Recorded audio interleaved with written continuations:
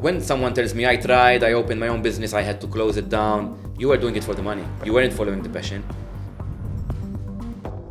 Obsessed people make it, while interested people look at or watch obsessed people doing it. It could get you there being interested, but at some point you need that obsession, you know?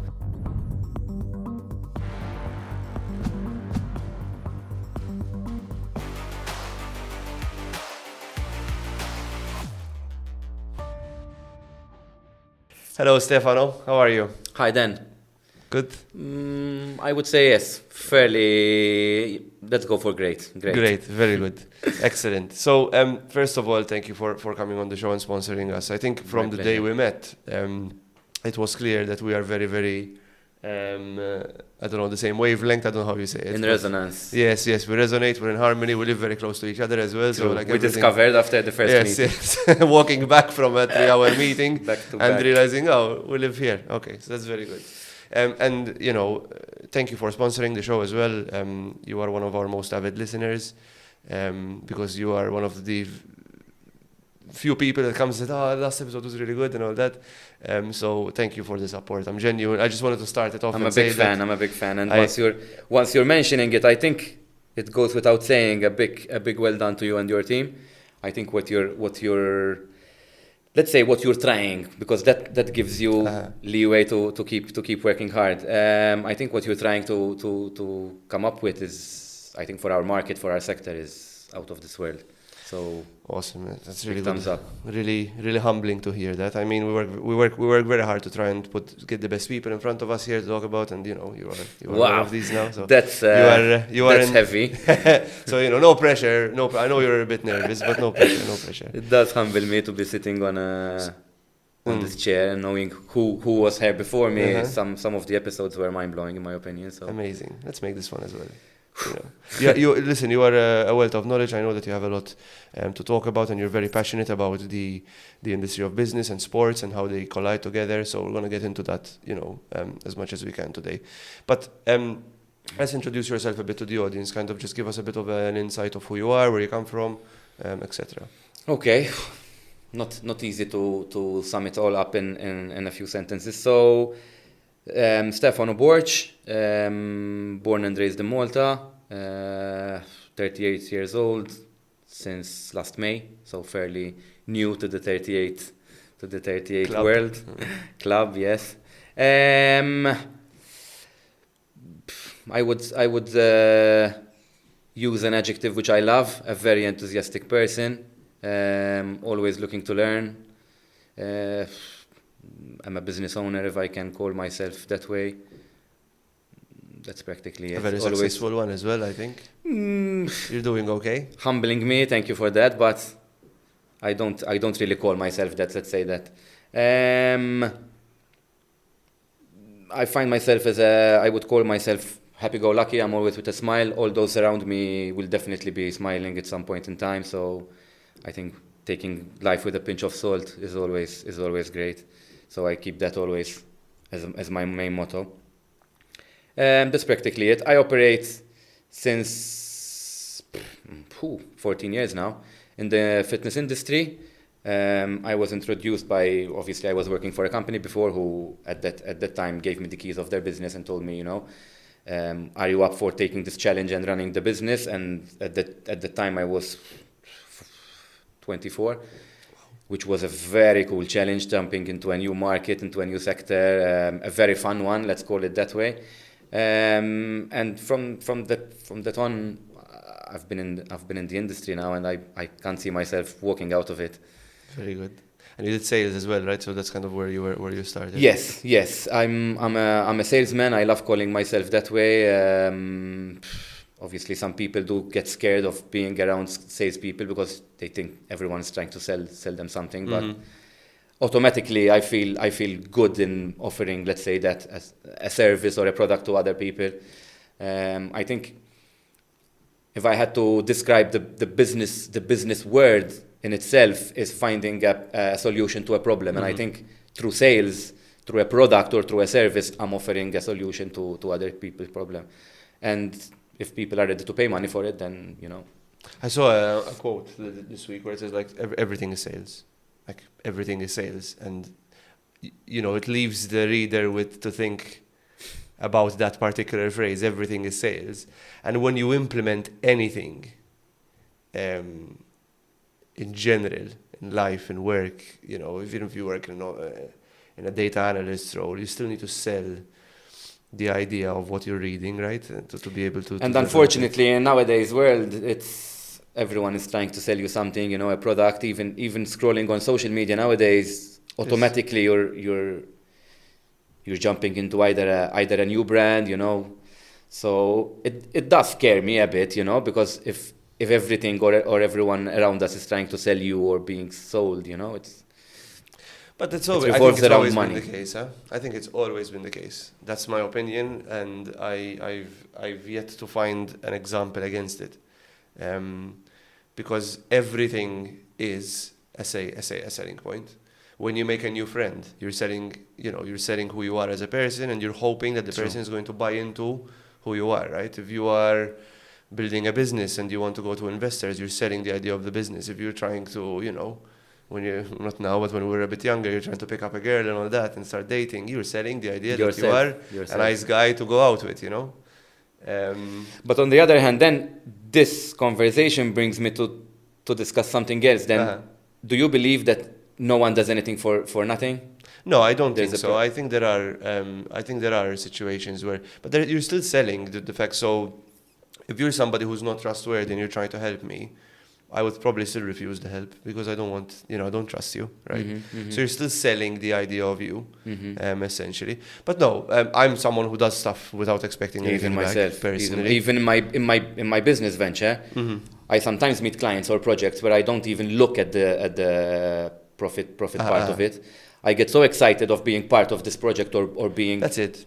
Around this client, that I'll go in without. To answer your question, I think there is always something, but that something is usually a bit more wholesome, such as like fulfillment, because you're still getting something out of it. Correct. But you're getting that sense of community, of fulfillment, that I'm part of something bigger than myself.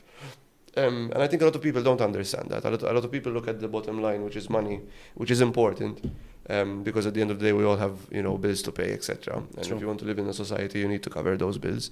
But there is that level of, being part of something bigger that I don't see a lot of people understanding, unfortunately, where it's always just about how much money can I make from this deal rather than how can I support the people around me. If you work for a company, for example, like how can I sustain the people around me? How can I make sure that we create a really good collaborative society or community? Or how can I make the community around me better by me leveraging my expertise, for example? I think this goes very, very well hand in hand with the fact that every single person has his own idea of the word success.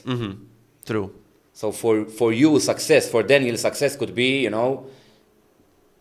walking out of this place and jumping on your own yacht or in a new car. For a homeless person, success could be a meal this evening and closing a day with a meal, I think, in my opinion, if you had to ask me what success means to you, I would say I initially would explain the terminology behind success, because a lot of people think that success is a destination where you get from point A to point B. But doing so, you understand that success is the actual journey. So I think my success is the journey I'm going through right now. If you had to ask me, I wouldn't even change, the underwear I'm wearing because I'm in such a love with the journey I'm going through. Personal life, at home, family. So nothing has to change. This is success, feeling complete. That's true. I think there was a podcast with Jimmy Carr, and he said, it's not the pursuit of happiness, it's the happiness in the pursuit, right? I know which podcast you're mentioning. I think, was it on Joe Rogan or was it? It was on Steve Bartlett. It was Steve Bartlett, right? It was Diary of a CEO. And that really resonated with me, that particular phrase, because I was like, it makes sense, even me, the last 6 months now, Jesus, I've already been doing it for 6 months. It was like very, I don't know, it's been a blur, but a good blur, when you have a really nice night out and you don't know how you ended up there, but kind of that's... The final feeling is, whoa, how far I've gotten in 6 months, starting out not knowing what to do, and then, now kind of being very busy, but very good busy. Trust me, I know what you're saying, because I had to go through this Since day one. And it's satisfying, I think, and not to, again, it's not because being an entrepreneur is not always sunshine and rainbows, but I love the journey, the highs and the lows, the panicky weeks where I don't have any work and I need to figure it out at the very beginning, especially, were really good catalysts for me to go out and put myself out there, something I never did before. Very close to pressing the panic button. Yes. And then I got very close to pressing the panic button a few times, and I spoke to you about it, and you were a shoulder to cry on, essentially, metaphorically. But no, like it was a good decision so far. We'll see, but we're getting there. Trust me. I can vouch for that. It will be. Yes, I mean, I think having a startup, not that I wouldn't call myself a startup because I'm self-employed, so I didn't really start up a business, but starting up is always very scary. And a lot of people have told me, like, it's scary, but don't worry, like, you'll keep, believe in yourself, believe in who you are and what you're able to do. I think if I can add something to that is, if it wasn't scary, there's no thrill in it. It's like telling a sailor, let's go on your sailing boat in a nice day, like plain sea, no waves. He'll tell you, let's wait for a storm. For sure. For sure. So I think without that scary part, and in fact, if I had to give a description of an entrepreneur, is a guy who's ready to risk, is running towards the risk. It's almost addicting. Yeah? Yes. The risk. Yes. So it does get addictive. Yes. I was never a guy who took risks. At least not. I was when I was younger, but like when I was in my career, like towards the end, I was very like risk averse and making safe plays and not really doing anything outside of my comfort zone. And I almost got borderline depressed. And honestly, like I could feel that life was very numb for me. But now I've been doing this, I'm just like, anything new, I'll be like, yeah, fuck it, I'll go for it. Let's see what happens. The risk of it. Of course, there is risk and there's stupid decisions and there's risk, which is different. You're not betting your full life or your house. Exactly. But it's ultimately a gamble, It's sitting at maybe not a roulette table because it's fully luck, but it is a blackjack table. I think you're gambling on yourself, though. Yes. You are the or an idea that you came up with. For example, in my case, a business idea which I had been seeing, looking at. There was a gap in the market, and I said, "What if I had to? What if?" As a character, I am a person who, if I had to, judge myself, I'm a person who looks and asks a bit around some, people, family and friends. What if I had to? What's your opinion? So I did go through a few interviews, let's call them that, and people were telling me like, go for it. This is the time. And then I got to a point where I said, it's now or never, Funnily enough, it was COVID. So while looking at people around me, everyone shocked.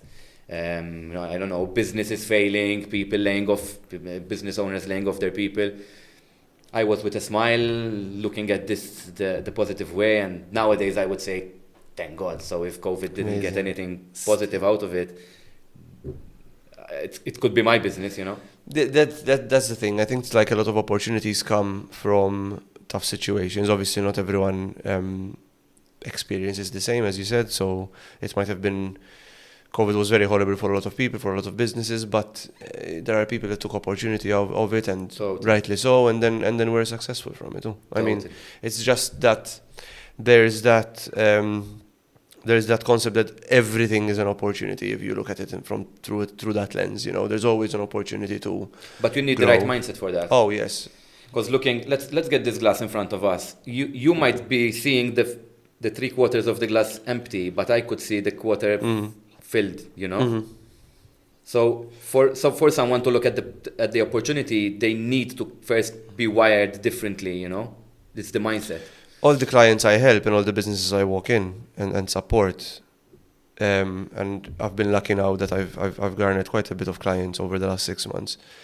When you walk in, you can see the difference in the perspective, right? Exactly what you're talking about, where people are demotivated or they're just tired of the same problems coming up and not being dealt with properly.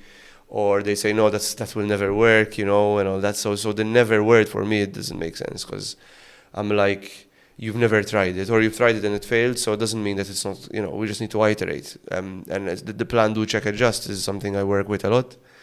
and the adjust is super important. Because just because one particular approach hasn't worked in your opportunity, it doesn't mean it's that the idea is wrong. Although in But that you case, iterate. you're touching a very delicate point where in certain company structures, people are scared of change. I think in general people are scared of change. I think I love change. yes, but I think generally people are scared of change. And I say I love change, but then only in certain aspects of my life. You know, for example, you know, I love that I'm learning something new. I need to learn something new. Every time I do a job, I need to be learning something. If I'm not learning something new, most likely my quality will dip drastically, because I need to constantly be learning and understanding, like trying to solve a problem. So that aspect of change is very important to me. But if I have a day planned, and then and something comes up last minute, that You're throws me structured. off. You're very That structured. really throws me off. I'm not structured. I'm structured, but I force myself into a structure. For example, something very petty, but my partner knows not to tell me, let's go do our weekly shop or our monthly shop today. It needs to be done 3 days ahead for me to mentally prepare that I'm going to be stuck in that warehouse or wherever for 2-3 hours, you know. So I love change, but I think humans incessantly just do not enjoy sudden, unexpected change. Yes. So how important is change in business? Crucial. 100%. But I think if you're going to do it, especially if you are a business that has a lot of people and employs a lot of different departments and all that, I think change needs to be done gradually, and it needs to be communicated effectively as well. Because and I've mainly due to this, because not everyone is ready to adapt to certain changes. I don't think anyone is ready, because this is my opinion. You love change, but you would have thought about it. You would have expected that there's something coming up. But if something goes wrong, it still puts people off automatically, because that's a change, you know? So that's kind of my observation.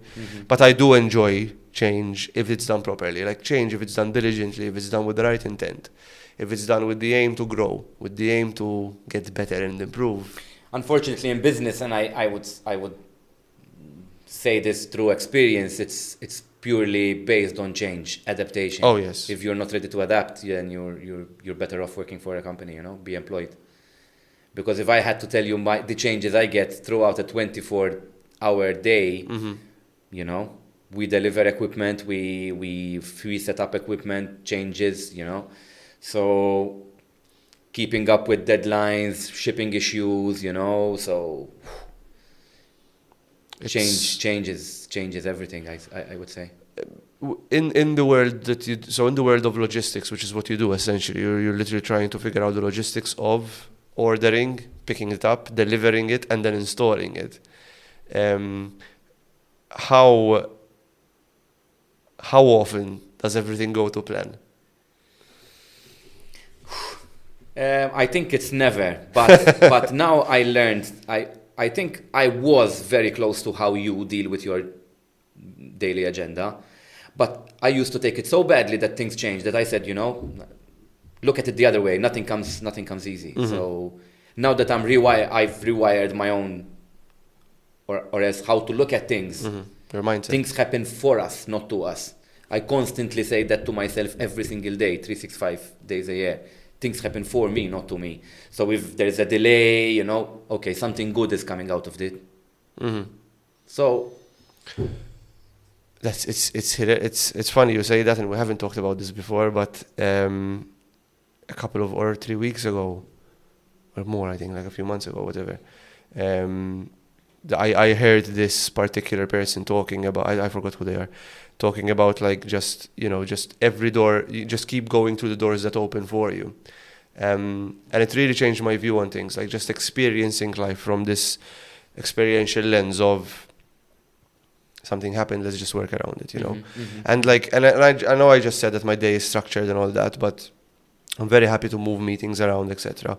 It's the impromptu visits to the supermarket that I hate. Exactly. Stuff that or I feel gets in my way. Like 3-4 minutes before. Yes, like something that gets in my way of like. I become a bulldozer once I know where I'm going. You know, like I need to get there now, so I know what I need to do. I know exactly how to execute, etc. But then if something puts me off that path, and it could be something something urgent, I have to go and see, so pick up my daughter from school because she's sick or stuff like that. That really puts me off. I do it obviously, but I do it stomping my feet essentially. And that's what I need to get over personally myself. And I would love to take a leaf from your book and say. But sometimes throughout business, and I say this through experience, almost always, so I would say 95% of the times that things change, looking at them after once they happen, you would say, thank God that happened. Yes, for sure. So it does make sense that things happen for us, not to us. Mm-hmm. Oh, 100%. And once I rewired, because this was a process, I wasn't like this, through COVID, I discovered again personal development. I started reading. I consider myself to be a massive bookworm. If I don't read almost every day, there's something wrong. And I need to read books that I gain something out of. I'm not a novel lover, bullshit. I want something which gives me something in return. Mm-hmm. And once I discovered this, and I remember one of the first books I read, which was Mindset by Dr. Dweck, which I would suggest this book to everyone. This is the book that rewired the way I look at things. There are episodes where obviously taking them to an extreme, where you would get hurt, end up in hospital, you meet this woman, you end up getting married, and you would say, thank God I got hurt that day, because I wouldn't have met my wife. And this book is all about those incidents.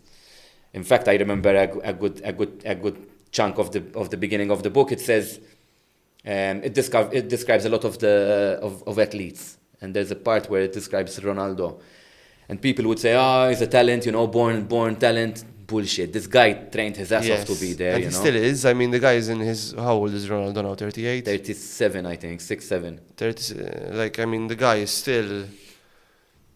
It's past the average age of a footballer. No, usually by 30, 32, they're done. Totally. 39 he is. 39? He's going to be... I thought he was much younger. He's going to be 40 in February. So the guy's still playing. He's still playing football. Does he still play for Portugal, or was it his last? Portugal, yes. I think this was the last time he was wearing the national But only because he's been really, really consistent with his conditioning and with his training and all that stuff. They say his training ethic is an obsession. Which you have to be. Same like Kobe, same like Michael Jordan. You were a big fan of his. I mean, the guys, they trained. It wasn't you have to hire, you just need to go all in with that kind of stuff. And I think it's the same in business. I think it's the same in life as well. I meet a lot of people that really, really cling on to bad situations that happen to them. And it's like it affects them. Totally. It becomes part of their personality almost. And I'm like, take what you can from that experience and move on. But you need to let it go. It sucks. I know. But you need to let it go. I think once you understand, and I think you're gonna agree with this. Once you understand that without crying you wouldn't appreciate laughing, I think then you start appreciating crying. For sure. And obviously saying crying, it's not physical, but I did mistakes in my business where I ordered a product thinking this will be the hit, and it's still in my warehouse. And you lose money, yeah, exactly. So without trying, without that kind of risk, I think I wouldn't be then smiling over a product which I never had an idea of how to sell it, and it sold itself, Because it is, I think, yes, you need to suffer a bit to be able to enjoy life. I saw this picture yesterday, but it was again gym related, coincidentally, but it was a picture of a man, and it was cut in half. And on one side was a man that's very, very muscly and all, like a bodybuilder physique. And on the other side was a morbidly obese man.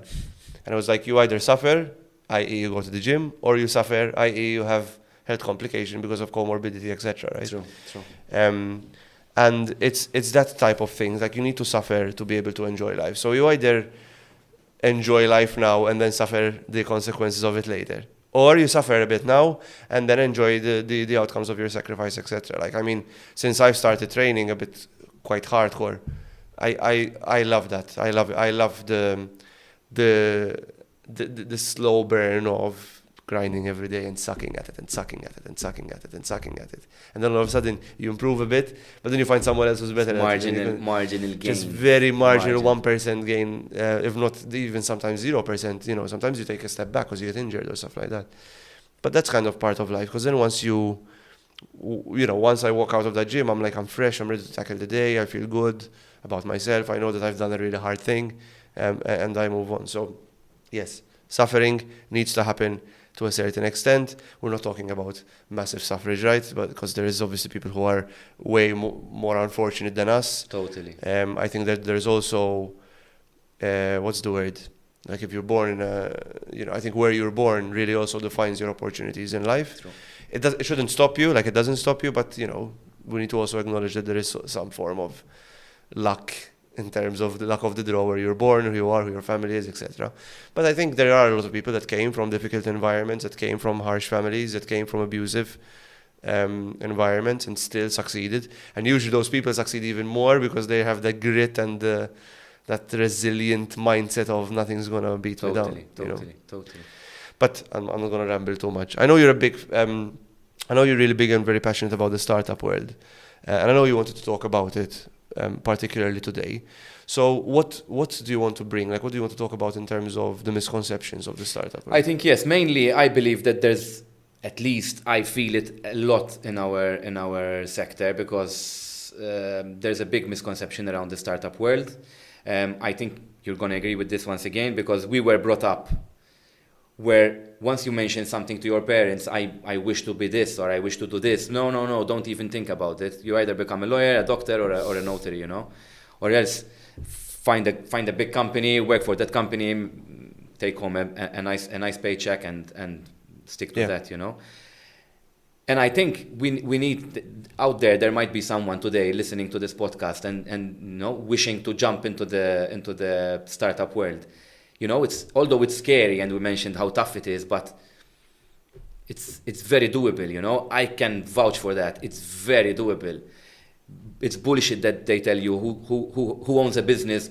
Yes, because that guy came from a very wealthy family. His father gave a big chunk to the start of his business. A venture capital. Forget about that. Just put passion to it. I think if I had to say what made Sweat today, which is my brand, it's purely passion. I think those who meet me and we start discussing a project, I put so much passion in someone's projects as if it was mine, that people then want to work with us or with me. Now we're a team of 3, because I'm not just myself, because I started myself, but I couldn't cope. It was growing so quickly. My partner Naomi is working from home. She takes care of all the back office, social media, answering people. And then there's Charlton helping me hands-on on the field, so installing, delivering. But, although it's scary, it's extremely doable. However, we need to point out, if I may, the harsh parts of starting. For sure. First of all, what does startup mean? It's start, so get your ass off the couch and start. And up, it's, put up your sleeves and do shit. Because otherwise, by watching Netflix and wishing you were in another city, because only the Americans manage, or only those who live in big cities manage, crap, Start up. I think they called it that for a reason, And I think in 2001, 1st January 2001, I think I decided myself, I told myself, it's time to start up, mate. And we're almost 4 years down the line now, and trust me, I did a lot of starting up. You're non-stop. You're a little engine, aren't you? I think the journey I go through is being non-stop. At first, I used to say that things happen to me because I'm always on the go. But when I'm still, I invent something to do. So it's not the ambience around me. It's my mentality. The thrill of it. And I think to grow a business, you need to be partially a hustler, Mm-hmm. 100%. And I think the biggest compliment you could say to a founder of a business is you're crazy. I think everyone called Steve Jobs crazy, and look what he caused. I think when I give ideas to people of where I wish my business to go, or where I see my business going, and people tell me, you're 10 years ahead, you're crazy. That's the confirmation I wanted. So how do you tackle that? So if you do market testing about a project, this is really interesting. Thank you for mentioning. We're going technical. We are. But who better to answer this question than someone like you? if you have a project that's like, and the feedback you're getting is this is way ahead of its time, I am on a project, so bang on. how do you still make it work? Because I think from a realistic standpoint as well, you don't want to be too ahead of your time that the project gets abandoned by the stakeholders that will make your project or make or break your project, essentially. So how do you navigate that water or those waters? I think if all the feedback you're getting is that it's always everyone is telling you you're ahead of your time, I think it might be the case where you slow a bit down or maybe hold your horses slightly. Mm-hmm. But I think being ahead could be the winning formula. I think it goes back to change, right, as well. It goes back to change, and it is a bit connected to your character also, to the founder's character. Because if you're a person who follows, you saw a business happening and they're doing well or they're starting quite well, okay, let me copy them. Then you're a follower, Yeah. But if you're seeing a business and you're already seeing a mistake being done and you targeted a gap in the market, then yes, go for it. You might be ahead of your era, of your time, but why not? I'm a firm believer of why not. Especially if the investment in the business might not be massive, then give it a shot, Yes, obviously there's the investment aspect as well. Very interesting. Very interesting. I think going back to what we were mentioning before, the marginal gains, Mm-hmm. I think there were two big factors in the success of what I decided to create. First of all was financial management. No startup is going to tell you that. No startup founder will understand that before going through it. Because knowing how to manage your finances, especially in a business like mine, which operates through we need to buy the equipment first and then we resell it. So it's cash flow reliant. It's very cash flow heavy. If I weren't that person who goes to a restaurant in a weekend and decide not to have wine because I technically couldn't afford it, I was choosing to invest that money to other stuff, to pay rent. I had to look for a bigger warehouse, which nowadays is already being too small for us. Wow. I think knowing, even my accountant tells me that, the financial literacy that you gained through this experience is crazy. It's incredible.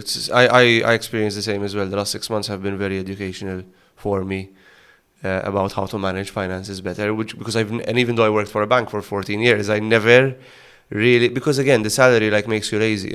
Knowing that you're gonna have a salary at the end of the month. Totally. And something also which I'm a massive believer of this is, why not think big? Mm-hmm. And also, if you're doing something, go for it 100%. I remember I had a discussion with someone who was into business and he's very successful, and the guy you know this person. He was the first people who I spoke to, very honestly, open book, like what would you do? Go for it or not? I'm a bit skeptical about it. He gave me a very funny description which I will always carry with me. He said, "You're in betweens, It's like you're dating a person, but you love this person, you wish to have a future with this person, but you're not sure of her or of him. Would you have a plan B? Would you date someone else because you're not sure of? You do it part-time?"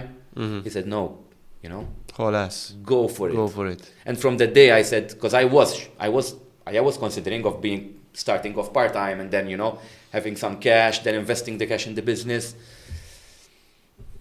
Thank God I didn't. Burn the boats. Thank God I didn't. I'm the same. And a lot of people say, it's important to have balance, and I'm like, fuck balance, man. You can't. You either go all in. I'm not a guy who does balance. I do obsession. I hate when I do someone asks I'm me obsessed. I'm like work-life balance. I hate it. No. So I'm either obsessed about something or I'm completely disconnected from it. So I'm either eating, breathing, sleeping something, or I'm not doing it. Which is unfortunate for the people around me sometimes. But for me, that's how I operate. And I think partly I've been successful in certain aspects of my life because of that unhealthy obsession about something. But obviously it has its impacts as well. So I think you need to find balance at times, but especially when starting a business, you need to I love the word you just used. I think I could easily ink it in a part of my body. I think being obsessed is something which will definitely help you reach goals.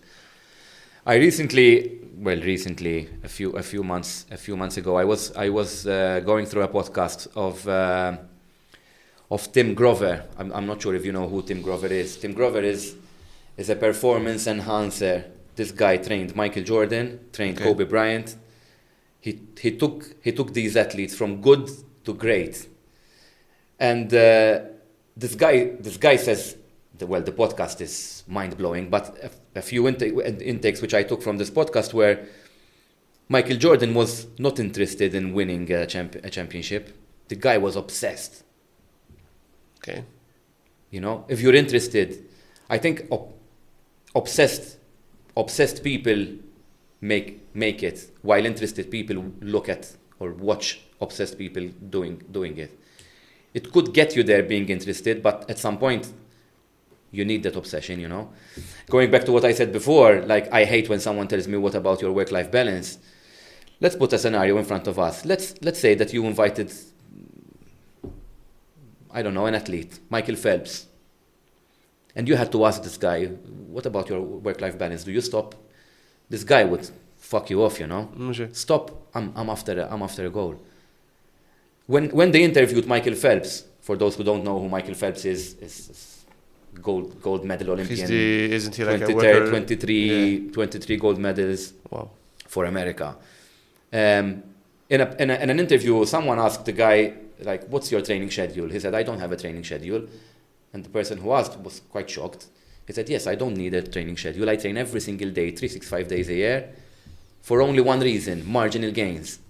He's only looking for achieving 0.01 of a second in his swimming style, which I think it's all about pure obsession. But it is, because it's all about that millisecond and that kind of sport. But I think everywhere it's all about those marginal gains you were talking about. I think it goes the same with fighting sports. Like if you see the guys that do Muay Thai, they live Muay Thai. They don't be like, oh, I've got a class at 9 and then a class at 11. They just live at the gym. They drink, they smoke, and they Muay Thai. That's their life in general. And someone who does Muay Thai, like they fight every other week usually. So they need to make sure that they are incredibly conditioned. They train very safely for obvious reasons, because you don't want to get hurt and all that. But they live. They don't. So it's a lifestyle. It's not even a decision. It's not a conscious choice. You're not going into work. And I think that's what we're trying to explain here in this particular concept, which is, I think the difference between, or at least what I felt, the difference between having your own gig and maybe working for an employer, again, nothing wrong with doing so, is that if you gave me the option to stop doing what I'm doing right now, I wouldn't. But if I gave you the option to leave your job, you would. Most likely. Most people would. Unless they're like, unless you're like a doctor who's very passionate about helping others and all that, which most of the time they're self-employed anyway. But if you make what you enjoy doing part of your lifestyle and then it becomes your passion and then you're obsessed about it, there's no need for a schedule. There's no need for an hourly, how many hours do you, I have clients that I have contracts for certain hours I give them, but because I enjoy working within the business so much, you end up losing count. 3-4 times the amount of hours I give, because ultimately it's my brand. It's my reputation. Connected to this, I think I don't even count how many times this happened to me, but I end up choosing the actual paint at a paint shop of what colors will we paint the walls of a gym for a new opening. And at some point I would realize, I'm not getting anything out of choosing the paint with the client or comparing colors to the colors of the equipment which will be importing for the client. You purely do it for the buzz of it, You end up being taken over by the passion of the and people project. Notice it 100%, and people like clients notice it. I had a client said that's why I enjoy working with you, because you actually care. I reach out to him first. I say, this is an update. This is what we're doing. How about this? I give him ideas. Like, why would you do, what do you think if we took this approach? And I'm pretty sure you do the same because of what you said. And clients like it. This guy actually gives a shit. Totally love it. And going back to when you started and said that, you feel like everyone's trying to sell you something. A good salesman just gets involved. The power of follow-up is very underrated in the sales world, especially locally. the follow-up doesn't exist. Like once the sale is done, very rarely do people follow up with their current I work the opposite network. way. I think my clients become my friends. You have to. I don't feel, if you had to ask me, I don't feel I sell a product. I think I sell trust. That's it. It's a bit funny in the fitness world where someone tells you I sell trust, but I think some of my clients, a good chunk of them, don't even look at the brands I'm giving them. The fact that they know they always find me, we're a WhatsApp away, we're an email away. We had incidents where the client didn't like the product we gave him, we collected back, we replaced it, and they ended up amazed how And this basic customer service 101, right? Like, I mean, there are big companies right now that are trying to teach their people, like, this is what customer service needs to look like, fast response, availability, empathy, building that level of rapport, follow up, calling up your client base and seeing what they need and all that stuff. It's just, that's kind of what the only thing that really works in the sales environment, and nothing else. You can have the best product in the world. And I think nowadays statistics are showing that people are ending up choosing more startups than stable big companies. For this reason. Yes. That one-to-one feeling. It reminds me from, you ever watched The Office? I did. I wasn't such a big follower. I've watched The Office a million times, the whole series, back to the American Office. I've watched the British one as well, but the American Office, obviously, it's got, I think, 9 or 12 seasons, I forgot. And very early on, I think in the first or the second season, they're a paper company, right? So they supply paper. They're a paper supply company. It's funny, but this was a really good symbolic story. And they walked in and they tried to win over this client who went with their competitor. It used to be their client and they went with a competitor. And they sent the two best salesmen to close, to retain this client, essentially. And the guy walked in and he got his mobile phone out on the table. So you're the client, I'm the salesman. And he dialed a random number. And it was like, for customer service, press 1. For customer service about sales, press 2. And the other guy's trying to sell him the company. He's like, we're already going with them. Anyway, and here's there's hold music playing in the background. And the guy is like, what the fuck is this guy doing? And anyway, like a minute and a half or 2 minutes went past, and all of a sudden this lady picks up and like, hi, and she said, hi, it's the company that they went with. And he just instantly disconnected. It was like 2.5 minutes. It took me 2.5 minutes to get through to somebody from the company we just went to. And then the other guy said, watch how quickly it takes for you to get through to us. And he just dialed the Dunder Mifflin company, which is The Office. And immediately was like, hi, Pam speaking from Dunder Mifflin. And I was like, that's the difference. That's us. And they sold the client because they were a smaller company, i.e. they had obviously less traffic, so they could handle more on a one-to-one basis. Totally. So it just reminds me of that. So sorry, I went on a bit It's okay. of an end. But very interesting. You should watch The Office, huh? The Office has a really good takes from it. Obviously, it's a bit outdated now, but and it's brilliant. It's hilarious. It has a lot of this stuff of like how to build a business, how to take business from other people, especially towards the end when it's very good. But going on to the next topic, you mentioned you're obviously a big sports fan. Like you talk about sports fans, you talk about sports individuals. Like I think after the obsession with work ethic and working 24/7, I think I do admit I have a sports addiction. I'm always on Sky Sports, watching all kind of sports, from ATP tennis to NBA to basketball, Formula 1, crazy. I can't say I watch any. I watch UFC. Like I watch UFC. I watch anything to do with jiu-jitsu and stuff. But and I used to watch football back then. But your link with massive sport. What do you call them? Like these people like Michael Jordan, people like Cristiano Ronaldo, people like Kobe. So these massive athletes that have made a name for themselves and obviously then remained successful after their career in sports essentially ended.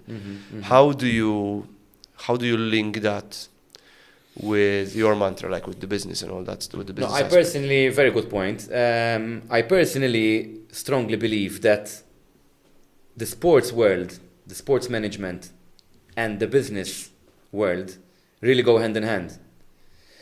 Unfortunately, again, for those listening who wish to start up their own business, unfortunately, you'll get to a point where you're looking for a manual, you know, those instructions, details of how to do this, or forget about that. There's no manual. There's no manual. There are no instructions.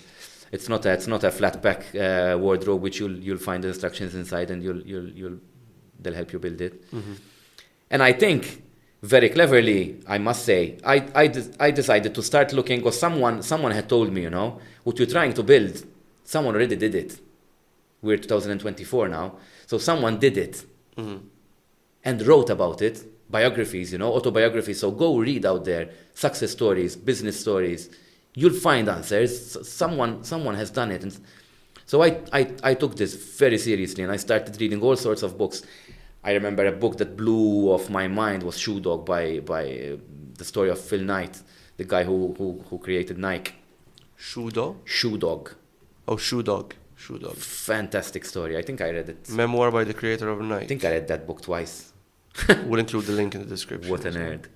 And I think I was laughing when I was reading that book, because it was through the pandemic. So I was trying to build my own business, reading about a guy who nowadays we know what he managed to create. This guy imported shoes, very close to what I'm trying to do. Imported shoes from, I think either China or Korea. He was asking his father, "What do you think of this idea?" His father was telling him, "Scrap, keep doing what you're doing." I think he was either an auditor or an accountant. Okay. This guy was doing 3 million euros worth of sales from shoes and still doubting his career. He's working part-time after working hours. It's funny. It's like reading the book again. 7 p.m. onwards, this guy was doing audits and working on accounts. Wow. And then it all took the fire we know nowadays. You know, it's one of the biggest companies on the market. And I think I took so much from that book, you know, especially the motivation part, you know, keep pushing, although people are not seeing what you're seeing, but keep pushing. I think that's the biggest thing you'll get from athletes. Mm-hmm. There's no shortcut in anything, you know. I think tennis players can show you that, because it's very lonely out there. Tennis players, they're on a pitch on their own with a silly racket in their hand, trying to conquer an ATP, you know. Mm-hmm. Meeting people like Djokovic, who's a machine. His nickname is a machine in tennis. How can you beat? How a guy like Sinner? I'm not sure how fan of tennis you are. I know these names. Like, if you look at Sinner, he's like a 16-year-old walking out of school, beating he's now ranking number one. Wow. How can this guy even think of beating Novak Djokovic? You know, thinking big dreams. And I think there is that contrast of thinking big but also being humble at the same time, just keeping feet to the ground, staying feet on the ground, focused. You know, this is what I've been training for. I'm just going to do my game, play my game. If it goes wrong, we check what went wrong and we fix it. And it's very translatable in the business world. 100%, I agree. The first thing I tell a lot of clients when I hear the word "we're a family" is, we're not a family. You're not a family. You're a business. You are a team, and you should act like a sports team. Yes. So then act like a sports team, because a sports team, a football team, a basketball team, they're very close. They're almost like family, but they're not family, because as soon as somebody underperforms, they're replaced. And that's the difference from a family. Because when somebody underperforms in a family, what happens? If you have somebody who's going through a tough time in your family, what happens? Everybody gets around them and they support them. So everybody gives the energy to the person. Now, you cannot afford to do that in a business. You cannot drop the energy from the business to support somebody who's not performing, because they're there to do a job. True. Right? But in a team, what happens? Everybody uplifts each other and supports each other, yes, and there is some dips in performance. You know, you have, I'm pretty sure Michael Jordan didn't have a perfect season every season. There'll be seasons where he dipped. Totally. You know, and his team kind of carried a bit the slack, but that would have been an off thing. You know, if it's something that's consistent, he would have been probably benched. Totally. And I think companies like Netflix do it really well. They have really good performance management structures. I'm a big believer in a performance management structure where they say we're a high performance team, and we owe it to the rest of our colleagues to, you know, be high performers. you know? And that's why I say we're not a family, we're a team. And that's what I always tell them. You're not a family, you know? Because family means unconditional love. And there's no unconditional love in business. You're either... Especially in a sales world. Especially in a sales world. Because one, in a sales world is very cutthroat. You know, you take a look at the insurance or the real estate world. It's very cutthroat, you know? If you look at any other kind of logistical sales, you know, where you're selling merchandise, it's very cutthroat because somebody can open next to you the next day and ruin take half your market away, half your market share. So and I've mentioned it in many other episodes, and I will stick to my guns. If you're in a team or in a company, you're not a family. You can act like a sports team, love each other, respect each other, have that sense of community, meet outside work for drinks, whatever. But you are not a family. You are a high performing team, and you should act like it. And you should all lift the part of the load, the responsibility of the load that you're given, and try do it at your best, you know, and you'll get the support if you're trying your best, I think. So that's where I was going with it. I think mentioning MJ, because you mentioned Michael Jordan, and in fact he's with us throughout the podcast. I lift him up just to make sure that you can see it on the camera. This sits on my desk. For one simple reason. It's not to remind me that I love basketball. It's to remind me that this guy started off by, you know, bouncing a ball.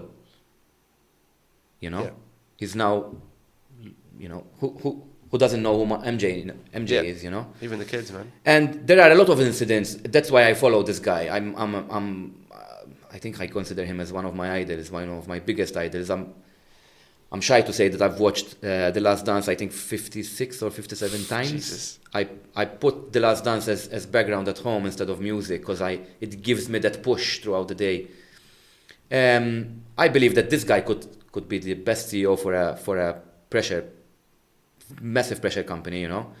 If a company is going through massive performance issues or pressures, let's call them that way, I think MJ could do it, because it's the reason why he was always the guy taking the last shot. He was wired to take pressure onto his back. Mm-hmm. And there are incidents where he had issues with his coach, when the new coach came in. Forgot the name. I can't get that. His coach, the last coach, Phil Jackson. That's it. I even read the book of Phil Jackson, 11 Rings, fantastic book. When Phil Jackson was introduced to the team, he wanted to change the mentality of MJ, and he told him there's no I in team. And MJ said there's I in win. He was thinking that he could take the whole team on his back, mm-hmm. and carry them until he understood that by passing the ball, he was discovering different ways of getting to the goal. Once he discovered that, unstoppable, this all became history. Can we draw comparisons from that mentality, the mentality of, you know, I will carry my team because I'm the best, in the business world? And I think, actually, I'll stop the question there. Can we draw comparisons, and what are your thoughts? We can, yes, but unfortunately, in the business world, when someone fails, no one really points the finger to himself, and I think, nope.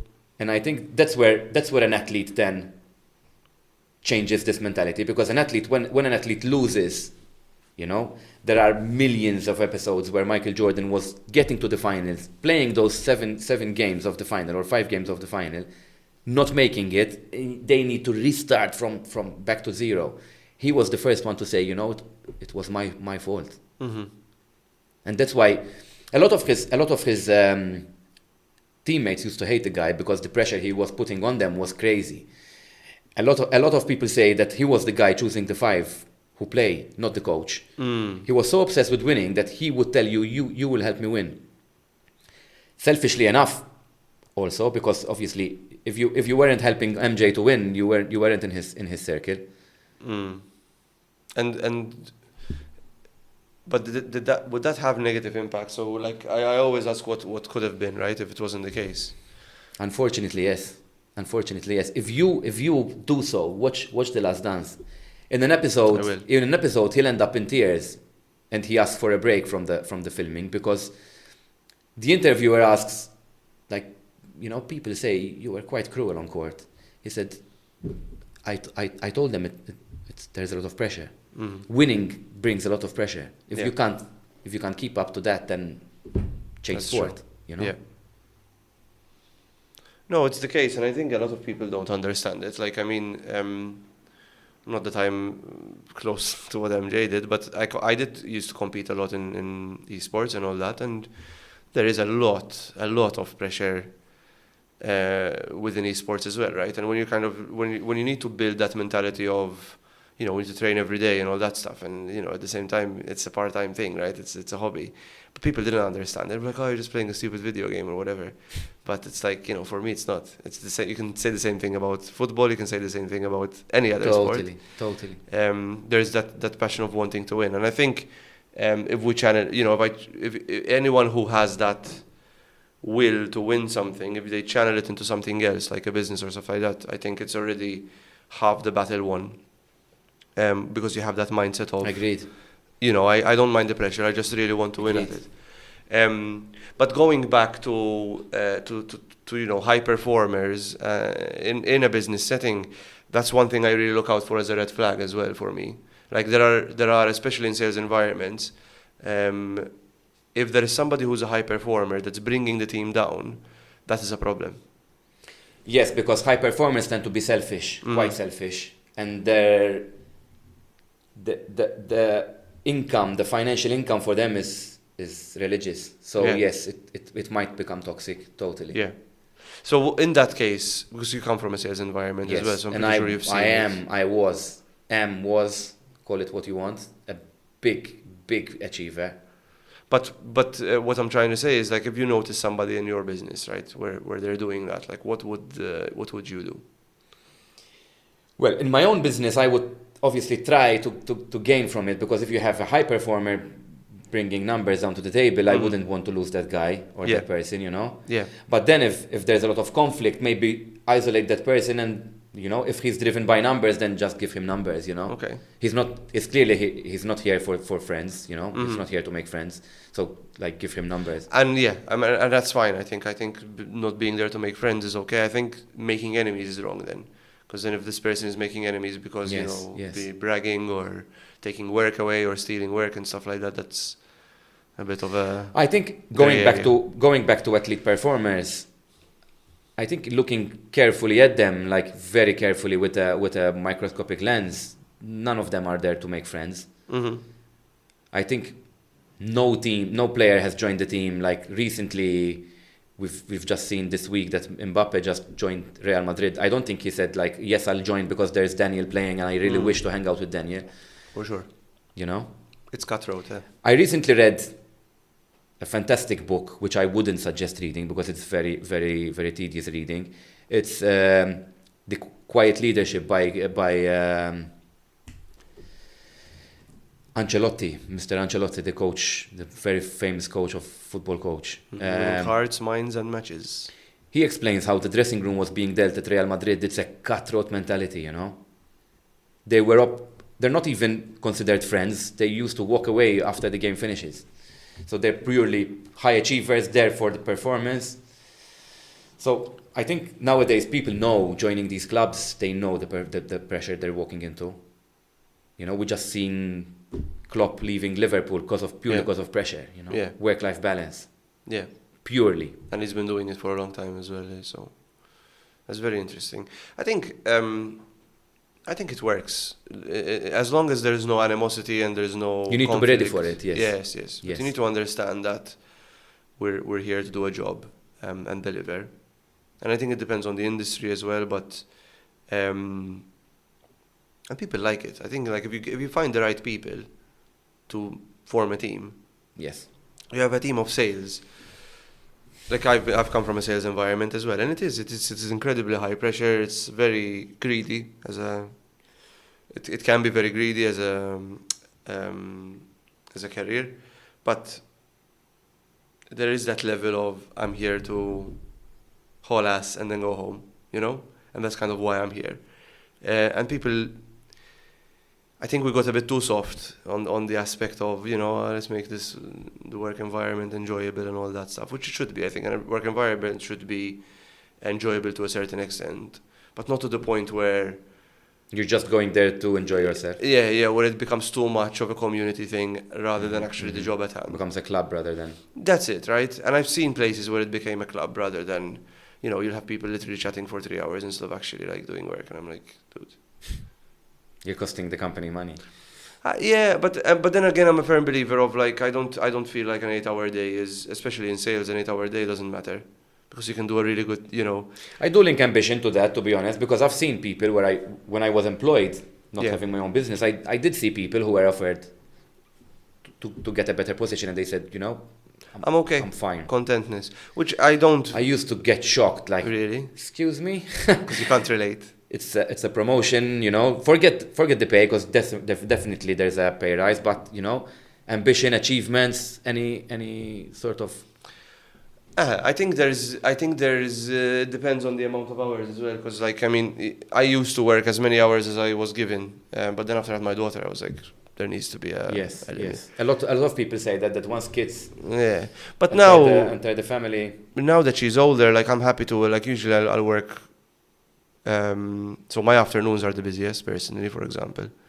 Like the mornings I'm not that, like I have a slow start to the day, and then afternoon till like 7-8 p.m. usually I'm like grinding, and then it's bedtime, and then maybe after I'll do a bit of admin work. But I work every day, including Saturdays. Sundays I tend to wind down. But where was I going with this? I don't judge people that choose not to do something, because I'm like, they're probably happy. They don't need any more money. They use work as a tool to enjoy their life, for example. I like to mesh the two. Like if I'm not happy at work, like I can't do a boring ass job, no chance, because I won't be happy in my personal life. So it needs to be a mesh, and I'm pretty sure you're the same, because salespeople were kind of the same, or people who did sales and enjoyed it will come from the same, cut from the same cloth, essentially. But so I don't judge people that tend to not take a promotion, because maybe it's just kind of their personal choice. But yeah, I think for me, meshing it with my life is the important part, is the priority, is making sure that I work hard and I do work. I work a lot of hours, but I don't really feel like I'm working, to be fair. I just do stuff. But if I choose, like, I don't feel like doing much today, I can also drop the ball a bit and say, You touched a very crucial quote, which I love carrying around. And I remember who said it first, who I heard it from the first. It's Gianni Zammit, DJ, known as DJ Gianni. In an interview once, he said, I hope I get this right, once you love what you're doing, you stop working. And I think I stopped working on the 1st of January 2021, where I opened my own business. I'm in love with this journey so much that I don't even... The arguments at home with my partner, Naomi, is that, I never switch off my laptop, stop working, you need a break, but I'm not working. I technically be working and looking at invoices, what we have tomorrow, what we need to be prepared. But it doesn't feel like a job. It's crazy. It's Same. crazy. Mine was the 12th of January, because that's when I started. So we're there. I think close. if we had to switch the question and go to one of these athletes which we mentioned, then you'd say, like, to Lewis Hamilton, could you have a break? Like, could you step out of the car and have a break? I think no one would. No champion has never been obsessed. Totally. I don't think there's ever been any champion in any form, even like in anything. Like people who are at the very tippy top of whatever, could be business, could be sport, could be, their careers, whatever, their speakers, if their personalities, entertainment. If they're not obsessed, like if they're not, like, you won't make it to the top, because only if you're obsessed will you do the hard shit that nobody else does. I think. By obsession, you start loving the journey. That's it. It just becomes just being part interested, of you. like we said before. Just being interested, you're risking stopping or giving up throughout the journey, because I was only interested. Yeah, I wasn't obsessed. That's it, and that's what I envisage doing, and what I would encourage anyone who's looking to take the route of entrepreneurship is that experiment, and then whatever you can't stop thinking about, cling on to it, like just keep at it, and something will pan out. Even if you fail at it the first few times, something positive will end up coming out, and you'll find the right people, and you'll find your people that you agree with, and Can't agree more. you'll find your community, and you'll build around it, I think. I think also connected to the sports industry we're mentioning, don't do things for money, No. Because when someone tells me I tried, I opened my own business, I had to close it down, you were doing it for the money. Yes, that's why. You weren't following the passion. I don't believe that, I don't know, let's pick an athlete. Lewis Hamilton, the last one we mentioned. I don't think before driving or before a race, he would say, okay, today I can gain, if I win, there's a prize of 250,000 euros. Okay, this could pay my new house. Forget it. No. I think these people risk their life every single Sunday, actually qualifiers, so it's a Saturday and a Sunday, so it's back-to-back risking your life purely for the thrill of it, for the buzz of it. It's crazy on their body as well, I heard. It's like the impact because of the G-force, it's pretty... The training they go through, the strength and conditioning thing they go through, if you see the training they do for their neck and movements. Like a jet fighter, huh? That's crazy. And everyone would say, like someone like me, who I just follow it from home with a beer in hand, I would say I would do it for once, get 1 million, wave to everyone, and that's my experience, Because we're not there for the thrill of it, we're just there for the money. Yeah. Yeah. Again, if you're seeing your business venture just for the money, you just do it. There will be an amount which once you reach, you're out. That's it. And I've seen it, huh? And what I see the impact it has on scaling. What do I mean by it? So companies that start to scale, but companies that are for, like when the director or the owner, all they care about is financial return, you'll see a lack of investment in their people, a lack of investment in the infrastructure, a lack of investment in the development of the team, and the development of the product. And it happens a lot. It happens so often, especially like in a product that's kind of a staple, like a soft drink or whatever. You'll see that certain steps are not taken until they start seeing a financial dip. And I think it's a shame. I think it's a shame because a lot of founders and directors don't really see through the lens of, yes, I'm going to spend a bit more money now, maybe I'll invest in some coaching, or I'll give them a course or something, or training, or hire somebody who can train my people, etc.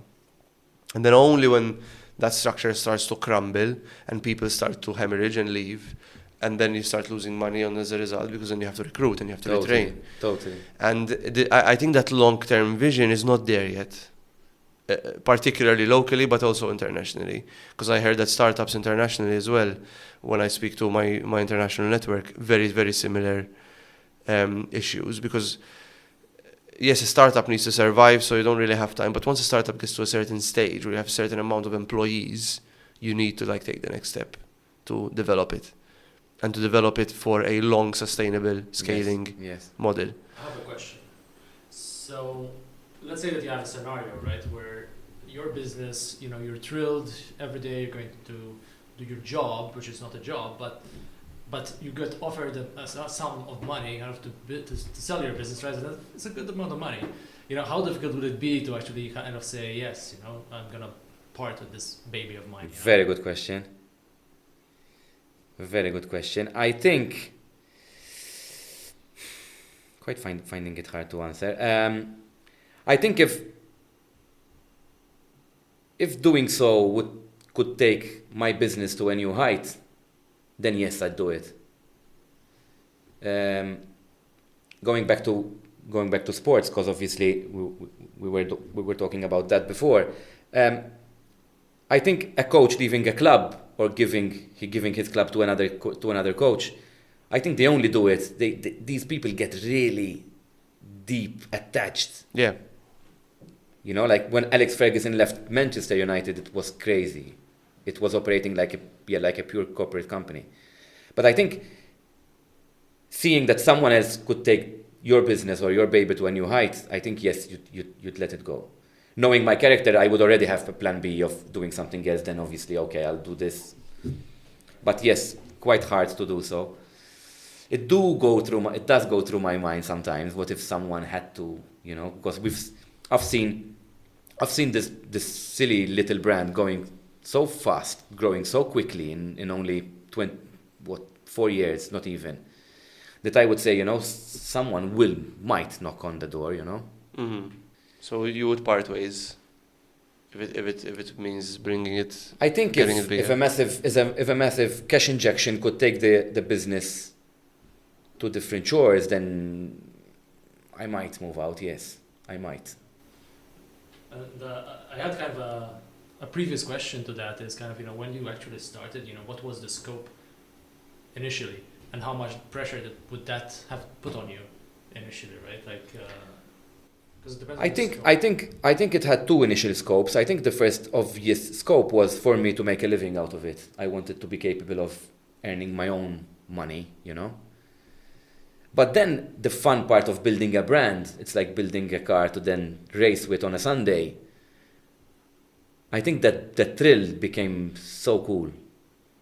And then because at the beginning, it's like going to the gym to lose weight.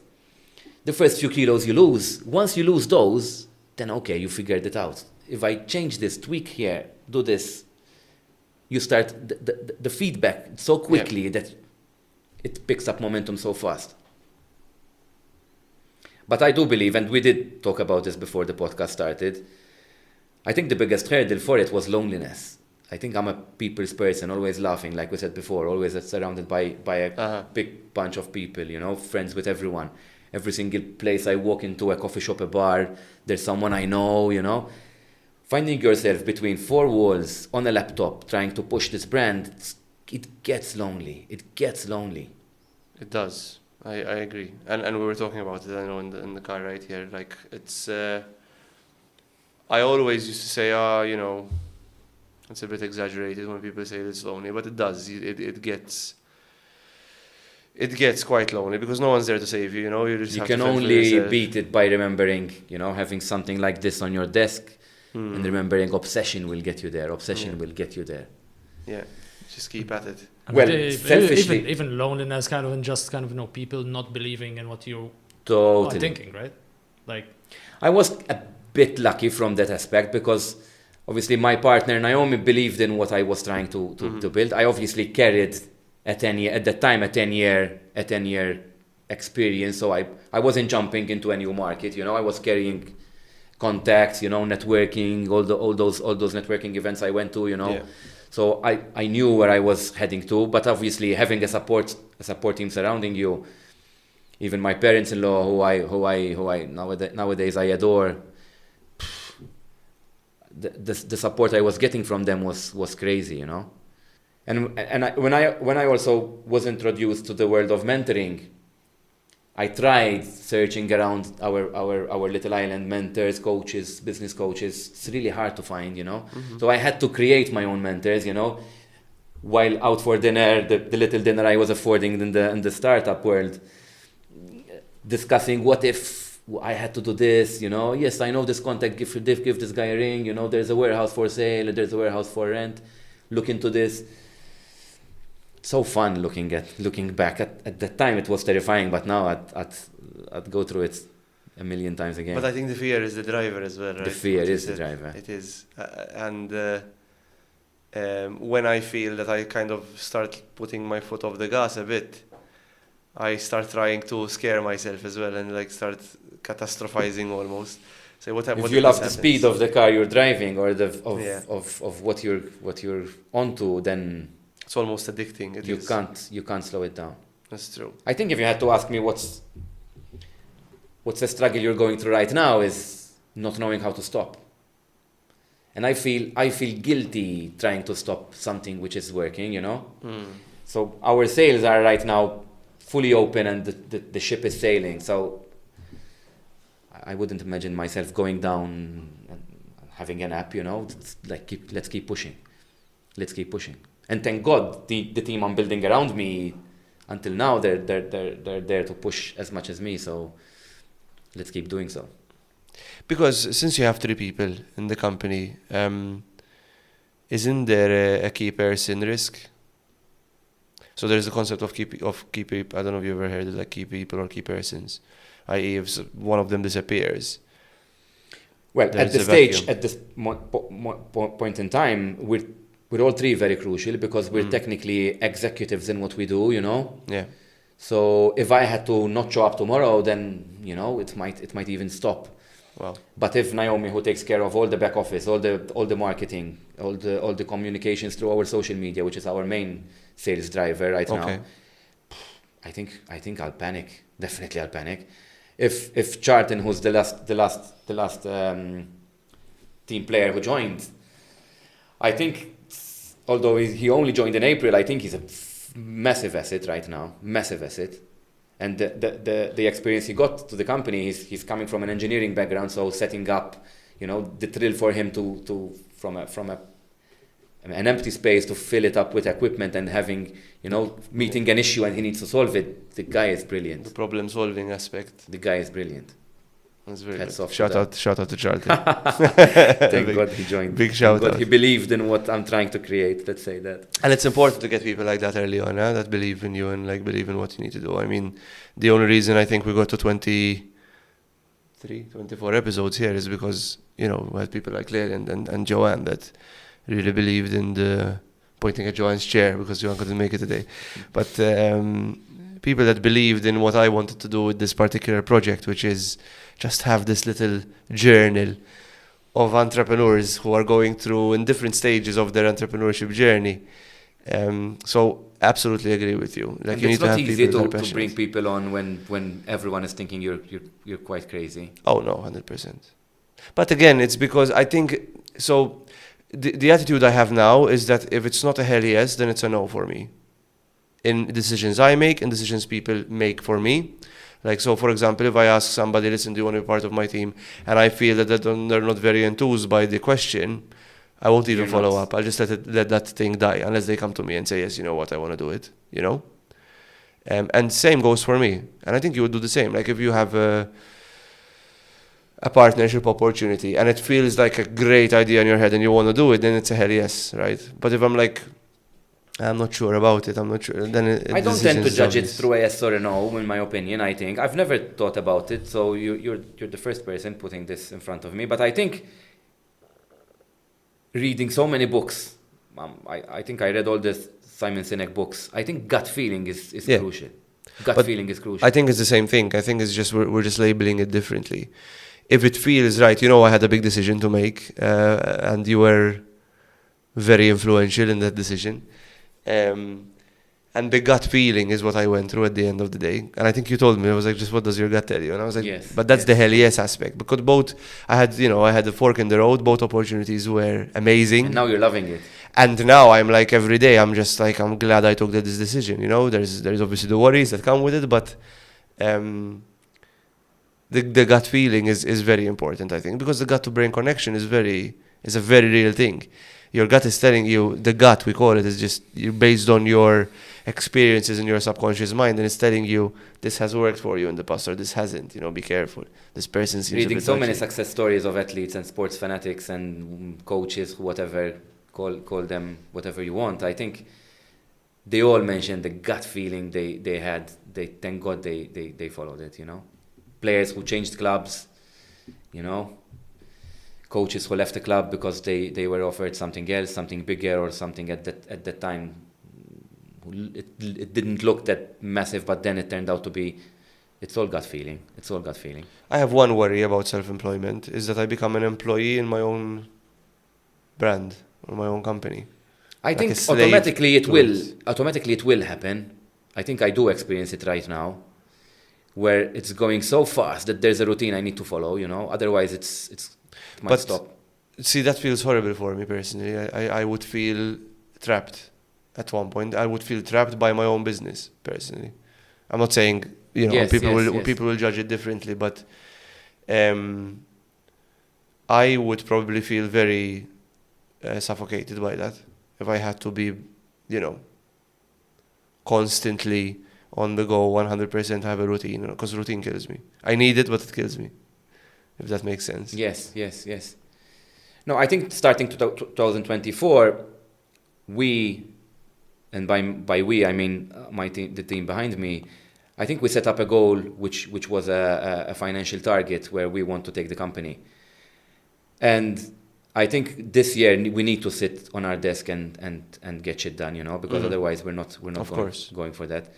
Although yes, the thrill of doing it is still there, the buzz of it, of changing paths, changing roads whenever we want.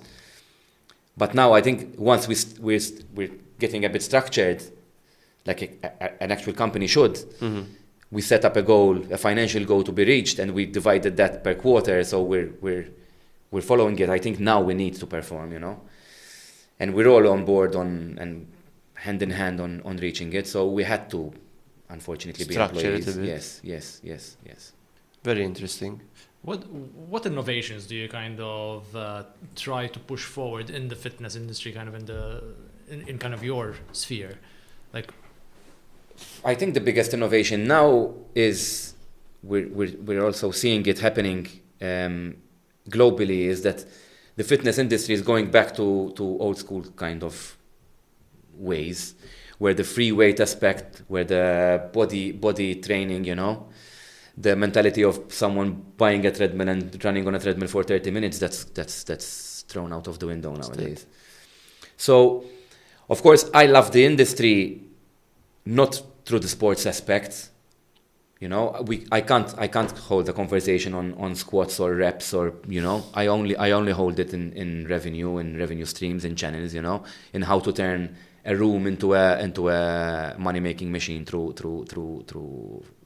equipment.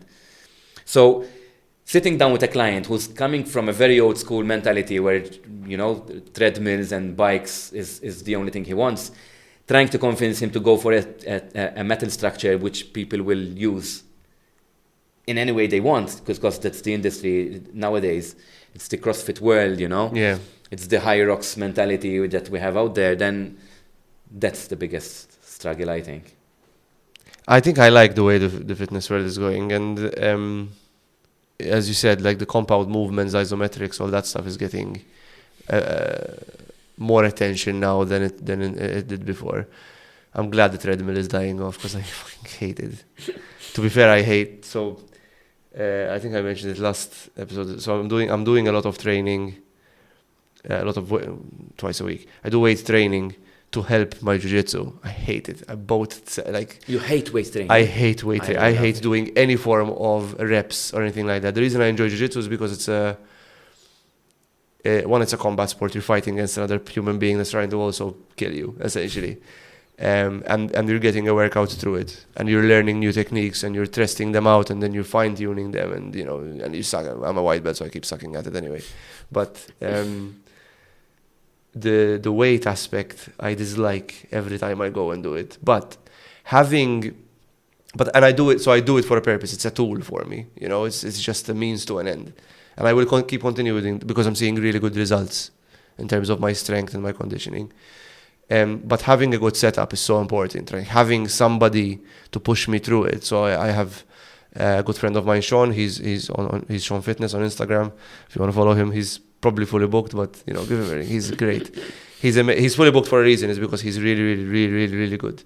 And he does this plan for us. And I tell him I hate every single second of it. But if I didn't see results, I would have stopped. But because I see results, you keep going. And because there's such a good setup, like it's all free weights. You've got your kettlebells, you've got your dumbbells, you've got your plates that you hold and do like isometric movements with and all that stuff. And then you've got like the usual lat pull down, Smith machine and all that stuff. Not Smith machine, like just the bench press. It's not an actual Smith machine. It's like the pull-ups and the push-ups and the planks and all that stuff, it works. So I'm glad you mentioned that it's going in that direction, because yes. But I still genuinely, and also within an era right now, that anyone who gets a wearable like a sports whatever gadget is considering himself an athlete, Yeah. So we're seeing a big growth in B2C. So people are turning a small corner in their house, a basement, a garage into a training area, which is fantastic. Everyone is now very conscious about the health gains of fitness. I think we are definitely healthier than generations before us. Yes. And I speak to younger people who are like in their late teens or like early 20s. And the way because back when we were 18, we used to see who can drink the most and who can smoke the most and who can stay out the most. But these people are like, they're very health aware. And they're like obsessed with their diet and all that, which I think is really good. It's a good shift from what I think we grew up to do. Totally. I think the only big question mark left is what we're injecting in our body, by nutrition. Food. Yeah. So, well, I'm hopeless in that. So I can't. I have this feeling that not feeling. I have just this view on it that like nutrition is just based on like very individual. So like you need to figure out what works for you. I don't think that there's one diet that works. A lot of people are doing the carnivore diet or the paleo diet and keto and all that stuff. I did try a bit of keto, but I think basing it on health and being something healthy, it's the way forward. Yeah. Unfortunately, out there, you're buying stuff ready-made, takeaways, so it's quite hard to go through. I try and avoid takeaways as much as I can. And like recently, the last week or so, I got into like just eating salads. I mean, with meat in them, but like they have like salmon or fish, and they've become I'm feeling really really good eating them. So I might just stick to that. The problem is sticking to it though. It's all preparation. Yeah, meal prep. It's all meal preparation. So the night before you need to prepare otherwise or else on a Sunday for the whole week. Yeah, I'm not there yet, man. I'm horrible with that. So far all I prepare is my gym bag for the next day, like if I have an early morning. Prepare my coffee, so I stick to that. Coffee lover. I love coffee, but I haven't touched coffee in a while. Only if I have like a really busy day and I know that I'm going to be running through the evening, I'll have like one at 1 p.m. But I stopped my morning coffee. So I managed to get out of it. But yeah. I think, how long have we been? I think we have like an hour and a half. Very good. Very good chat. Is there anything else that you want to mention, like parting shot? We usually ask a message to the world. Oof, heavy, but think about it. So we've had a lot of be kind to others. Not that you can use it, but just to tell you. I think there are a lot of things which I would say, but I think take life with a pinch of salt is the main message out there for sure. And then be kind to others, obviously respect, it's an obvious. But sticking to, because obviously this was mainly a business chat, a podcast for those who really wish to take the plunge and opening their own business. I think gut feeling, why not? Keep that question in mind. Why not? Why not? I think the biggest cost you might be faced with might be regret, not trying. Oh yeah. I think the price that regret brings is heavier than what you might fail, what you might lose. That's very deep. But if someone really wishes to reach out, I'm always an email away, so go for it. Amazing. Stefano, thank you very much for coming on. It's been a really Thanks for having me. It really was good, really fun. Natural conversation. I know you were worried about it, but... I was terrified, actually. Look at us. I was feeling like an athlete walking onto court or onto pitch. So this was your first podcast as well? Yes. So there you go. So you've had your first podcast. Sitting. No, you'll have many more, hopefully. We'll get you again. We'll try and do a snapshot of sweat, in 6-7 months. Just one more question and then we'll close off. Like, sure. What's next for Sweat? Good question. I think we don't even have an agenda, I think keep growing is definitely a go-to. We're finding that before, when we were starting, or else when I was starting, I was chasing suppliers myself, looking for brands who want to be represented on the island. I think I've just came from a big conference overseas where people were actually coming to us to be represented themselves. So wow. I think it's already a big plus. Of course, until now, which again, it's the 4th year, it started 2024, we're operating without a website and without a shop. So I think reaching those results without those big two factors, I think having a shop is definitely a go-to right now. Even a website. I know Naomi will be hearing this, so she'll be bombarding me because I'm holding it back. I'm so lazy and always busy to work on the website. We need to. I know we need to. So I got a guy. It's okay. I'll hook you up. Awesome. Stefano, thanks again for coming. Thank you for sponsoring us. Pleasure. Thanks for being a good friend as well. Keep and doing sports. and a Keep good doing neighbor. sports. Yeah. Let's keep the conversation going, and I'll have you on shortly. We'll try and do like a duo episode of something, and I'll get you on with someone else. That'll be really cool. Yeah, it should be like a one-on-one basketball session. No. I'm not going to. But I'm not a basketball guy. I'm not tall enough for sure. But no, thank you. Super. Amazing. Thanks, Dan. Thank you, Process, Lely.